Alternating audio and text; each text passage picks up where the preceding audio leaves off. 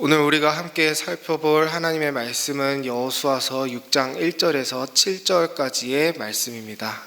여호수아서 6장 1절에서 7절까지의 말씀을 저와 여러분이 한 절씩 교독하도록 하겠습니다. 제가 먼저 읽도록 하겠습니다. 이것은 하나님의 말씀입니다. 여리고 성은 이스라엘 자손을 막으려고 굳게 닫혀 있었고 출입하는 사람이 없었다. 주님께서 여호수아에게 말씀하셨다. 내가 여리고와 그 왕과 용사들을 너의 손에 붙인다. 너희 가운데서 전투를 할 수 있는 모든 사람은 엿새 동안 그 성 주위를 날마다 한 번씩 돌아라. 제사장 7명을 순양 뿔 나팔 7개를 들고 그 앞에서 걷게 하여라. 이레째 되는 날에 너희는 제사장들이 나팔을 부는 동안 성을 7번 돌아라. 제사장들이 순양불 나팔을 한 번 길게 불면 백성은 그 나팔 소리를 듣고 모두 큰 함성을 질러라. 그러면 성벽이 무너져 내릴 것이다. 그때 백성은 일제히 진격하여라. 눈의 아들 여호수아가 제사장들을 불러서 말하였다. 언약궤를 메고 서시오. 그리고 7 제사장은 제각기 7 순양불 나팔을 들고 주님의 궤 앞에 서시오. 함께 읽도록 하겠습니다. 시작. 또 그는 백성에게 말하였다. 앞으로 나아가거라. 성을 돌아라. 무장한 선발대는 주님의 궤 앞에 서서 행군하여라. 아멘. 오늘 이스라엘이 받은 명령 속에는 많은 상징들이 내포되어 있습니다. 특히 성을 도는 횟수, 성을 도는 총 일수, 제사장의 숫자, 나팔의 개수 등등에서 계속 숫자 7이라는 요소가 반복되고 있습니다. 숫자 7은 대표적으로 안식의 숫자입니다. 7번째 날은 하나님께서 안식하신 날이죠. 성을 7일 동안 돌았다는 것은 안식일을 떠올릴 수 있는 상징이라고 할 수 있습니다. 이 안식일 때 제사를 드리고 이제 제사 중에 악기가 사용되는데 그 악기가 나팔입니다. 또한 7일뿐만 아니라 이스라엘 절기에는 이후 매년 7월에도 나팔을 불었습니다. 이스라엘은 매년 유대력으로 7월 1일이면 나팔절이라고 나팔을 부는 절기를 따로 아예 만들어 두었습니다. 왜냐하면 매년 7월은 대속죄일과 초막절이 있는 1년 중 가장 큰 행사가 있는 달이기 때문입니다. 그래서 그 큰 축제의 달 7월의 첫날에 이제 나팔을 불어서 시작을 알리는 절기가 나팔절입니다. 그 7월의 가장 큰 행사는 무엇보다도 그 의미가 대속죄일입니다. 그리고 그 대속죄일의 속죄는 무엇보다도 그 의미가 이제 죄로부터의 안식이라고 할 수 있죠. 이때도 안식일과 마찬가지로 사람들이 아무런 일도 하면 안 됩니다. 숫자 7과 안식과 나팔, 이것이 계속 반복되는 걸 볼 수 있습니다. 그리고 또 나팔을 부는 절기는 희년입니다. 희년은 가장 큰 안식의 해라고 할 수 있죠.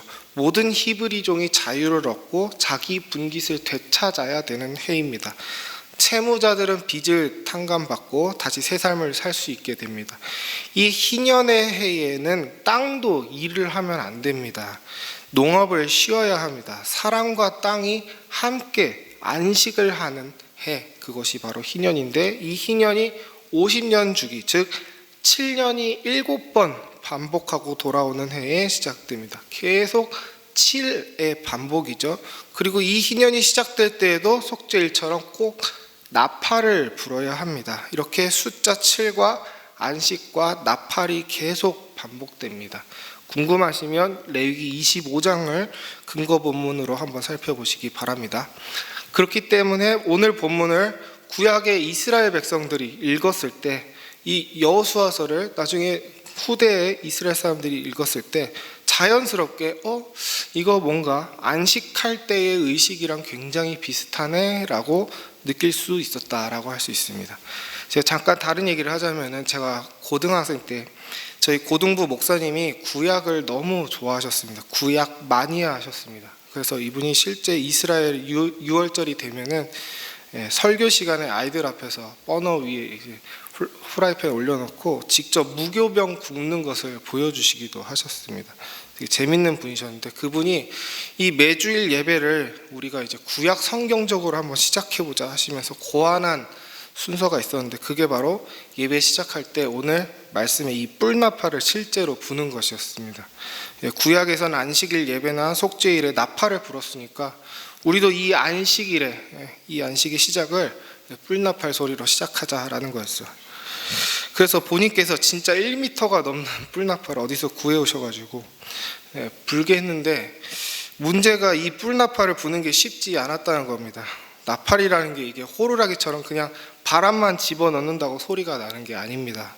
우리가 나팔 소리 하면 흔히 아는 그 뿌 하는 소리는 나팔 자체에서 나는 소리가 아니라 사실 사람 입에서 나오는 소리를 증폭한 소리입니다.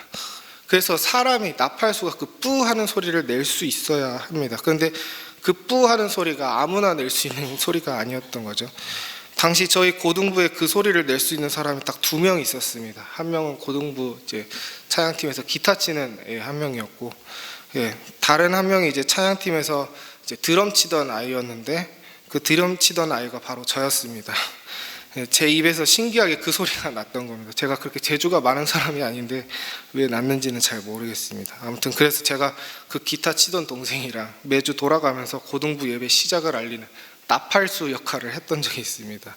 제가 가진 좀 특이한 이력입니다. 아무튼 저도 당시에는 이제 고등부 사람들 앞에서 서서 이제 나팔을 이렇게 불면서 생각하기로, 내가 지금 뭘 하고 있는 건가 생각했는데, 제가 신학교를 가고 이제 구약을 배워보니까 그때 그 고등부 목사님이 정말 구약을 좋아하셨구나, 정말 나름 의미가 있는 순서였구나 하는 걸 깨닫게 됐습니다. 왜냐하면 이게 안식의 의미에 맞춰서 하신 거니까요. 아무튼 우리에게는 오늘 이 말씀에 나팔 소리라는 것을 이제 실제로 들어볼 기회도 별로 없어서 생소하지만, 이 여호수아서를 읽었을 때 이스라엘 백성들은 익숙하게 받아들였다라는 것입니다. 나팔 소리를 들으면 안식해야 되는구나, 이것을 퍼뜩 떠올렸다는 거죠. 그래서 여리고성이 특히 숫자 7과 연관되어 나팔을 불었다라는 것은 하나님이 이 죄된 땅에, 이 여리고성에 안식, 죄로부터의 안식을 주시는구나 라는 상징을 깨달을 수 있습니다. 그리고 특히 안식의 차원에서 다른 성도 아니라 여리고성이 함락된다는 것은 다른 의미가 있습니다. 왜냐하면 여리고성은 이스라엘이 처음으로 함락시키는 성이었기 때문입니다. 우리가 성경을 많이 읽어봐서 잘 알듯이 첫 번째라는 것은 거의 항상 전체를 대표하죠. 지금 하나님께서 이런 식으로 이 안식의 방법으로 여리고성을 무너뜨린다라는 것은 앞으로 시작되는 모든 정복전쟁의 의미가 바로 그냥 나의 이기심에 의한 전쟁이 아니라 안식을 주시기 위한 하나님의 전쟁이라는 것을 우리에게 가르치기 위함입니다. 이 가나안 땅이 예전부터 죄로 인해서 씨름하고 있었다는 것은 창세기 15장 16절에 이미 언급된 바 있습니다. 하나님이 아브라함에게 바로 가나안 땅을 넘겨주지 않으시고 기다려라 라고 했던 것은 이 땅에 사는 사람들의 죄가 아직 관영치 못했다라고 이유를 밝히십니다. 하나님은 그때부터 이미 이 땅의 백성들을 심판하실 계획을 가지고 계셨고, 바로 오늘 본문의 이때부터 하나님이 그 안식의 계획이 실현되기 시작하는 것입니다.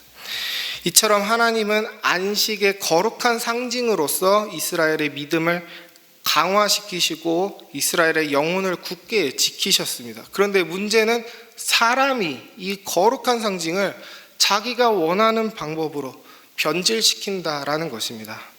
여러분, 어떤 과학자는 오늘 이 나팔의 의미를 과학적으로 증명하겠다면서 나팔 소리의 주파수가 공명을 일으켜서 성을 무너뜨렸다 이렇게 하는데, 웃기려고 한 말인지는 모르겠지만 그건 그냥 하나님의 안식의 상징일 뿐이죠. 나팔이 무기가 되었다라는 건 정말 허무맹랑한 얘기입니다. 그리고 오늘 말씀에 언약궤가 나오는데, 이 언약궤는 하나님의 임재의 상징이죠. 대속죄일에도 이 언약궤 위에 구름 같은 것, 하나님의 영광이 임재하는 것을 볼 수 있습니다. 안식과 하나님의 임재는 항상 붙어 있는 것입니다. 그래서 언약궤가 있는 건데, 이스라엘은 마치 언약궤에 마법적인 힘이 있기라도 한 것처럼 착각합니다. 사무엘상 4장 3절을 보시면 이스라엘이 블레셋을 물리치기 위해 오늘 본문에 나왔던 것처럼 언약궤를 적들 앞에 밀어붙입니다. 그렇게 하면 이길 줄로 알고 마치 미신적으로 하나님의 상징을 자기 마음대로 이용한 것이죠. 하나님의 상징을 세속화시킨 것입니다. 하나님은 그런 것을 용납하지 않으시고 자기의 명예를 실추시키시면서까지 언약궤를 블레셋에게 넘겨버리십니다. 또한 신약시대에 예수님께서 나팔 부는 자들을 비판하시는 장면이 나옵니다. 마태복음 6장에 보시면은 외식하는 자가 사람에게서 영광을 받으려고 회당과 거리에서 나팔을 분다라고 예수님께서 비판하십니다. 언약궤와 마찬가지로 자기의 이익을 위해 나팔이라는 거룩한 상징을 세속화하여 사용하는 것이죠. 바로 이 장면이 예수님이 주기도문, 즉 오직 하나님께만 영광을 올려드리는 거룩한 기도를 우리에게 가르쳐 주시는 계기가 됩니다. 은혜샘교회 성도 여러분, 우리도 같은 악을 범하는 것을 경계합시다. 거룩한 것을 세속화시키려는 유혹이 항상 우리 마음속에 있습니다. 여러분, 기도라는 것도 우상이 될 수 있습니다. 십자가도 우상이 될 수 있습니다. 하나님이라는 이름도 우상이 될 수 있습니다. 제 생각엔 이단들이 가장 사랑하는 우상은 성령님이라고 이름 붙인 우상입니다. 아무리 성경에 없는 것들을 허무맹랑하게 주장해도 성령님이 나한테 말씀하셨다, 이렇게 성령님만 갖다 붙이면 다 정당화가 되는 이단들의 가장 사랑하는 최강의 우상이죠. 이처럼 하나님이 우리의 믿음을 강하게 하기 위해 주신 것들을 우리는 오히려 나의 죄를 위해 사용하는 것이 되어서는 안 되겠습니다. 제가 고3 때쯤이었던 것 같은데 존 파이퍼 목사님의 번영신학 비판하는 설교를 듣고 정말 큰 은혜를 받았던 게 아직도 기억에 남습니다. 유튜브에 존 파이퍼 번영신학 이렇게 치시면 나올 것입니다. 보시면 어떻게 하냐면 예수 믿으면 잘 산다, 이런 세속적 희망을 복음이라고 이름 붙여서 포장지로 싸서 특히 빈곤한 사람들에게 수출하는 번영신학의 행태에 대해 존 파이퍼 목사님이 정말 불같이 화를 내시는 모습을 보실 수 있을 겁니다. 그때 제 마음이 진짜 뜨거웠던 게 기억에 납니다. 여러분, 우리도 스스로 번영신학자가 될 가능성이 우리 안에 있습니다. 마태복음 1장 21절에 말하듯 예수님의 이름은 우리를 우리의 죄로부터 구원하실 분이십니다. 그분의 본질은 우리를 우리의 빈곤으로부터 구원하실 분이 아니고 우리를 우리의 마음의 상처로부터 구원하실 분도 아닙니다. 우리를 우리의 죄로부터 구원하실 분이십니다. 우리가 그 본질을 놓치면 복음이 번영신학으로 세속화되는 것입니다. 가끔씩 부흥사들의 얘기를 들어보면 예수님을 전한다면서 죄 얘기를 아예 안 하는 사람들이 있습니다. 여러분 힘드시죠? 여러분 상처 있으시죠? 여러분 아픈 데 있으시죠? 예수님한테 오십시오. 물론 예수님이 어루만져 주시는 분이시지만 그건 본질이 아니죠. 예수님은 우리의 죄를 사해 주시는 분이십니다. 그게 가장 우리의 기쁜 소식입니다. 내 죄가 사해지는 것, 그것이 복음입니다. 그런데 복음이 세속화되고 있습니다. 우리 애가 예수님 믿더니 정신 차리고 공부해서 좋은 대학 갔다, 이런 세속적인 가치가 사람들에게 가장 기쁜 소식, 즉 복음이 되어가고 있는 이 거짓 복음이 여러 간증들과 부흥사들을 낳고 있는 안타까운 현실들을 봅니다. 은혜샘교회 성도 여러분, 오늘 본문에선 언약궤와 나팔, 이런 것들을 하나님이 원하시는 방법으로 사용했을 때 이스라엘이 승리할 수 있었습니다. 사실 더 큰 그림으로 보자면 언약궤와 나팔을 사용하는 인간을 하나님이 사용하셔서 안식의 의미를 세상에 가르치시는 그런 장면이 오늘 본문이었습니다. 그러므로 우리도 생각을 정확하게 해야겠습니다. 우리가 기도나 예배나 복음을 사용해서 우리를 이롭게 하는 것이 아닙니다. 기도하고 예배하는 우리를 하나님이 사용하셔서 세상을 향해 말씀하시는 겁니다. 그렇게 우리 삶의 주인은 우리가 아니라 정말로 하나님이 되시는 겁니다. 그리고 그럴 때 우리가 진정으로 세상이 누릴 수 없는 거룩한 행복을 누릴 수 있게 됩니다.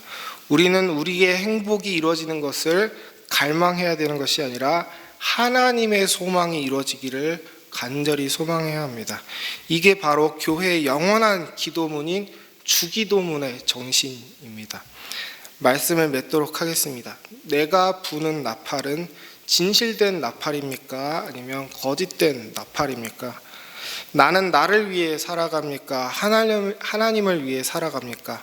우리가 정말 순수하게 하나님께 나아가고 있는지 정직하게 내 말과 행동을 돌아보고 내 마음을 돌아보고 내 기도 제목을 돌아봤으면 좋겠습니다. 그래서 우리 삶 속에서 우리가 죄를 이기고 진정한 안식을 누리기를 소망합니다.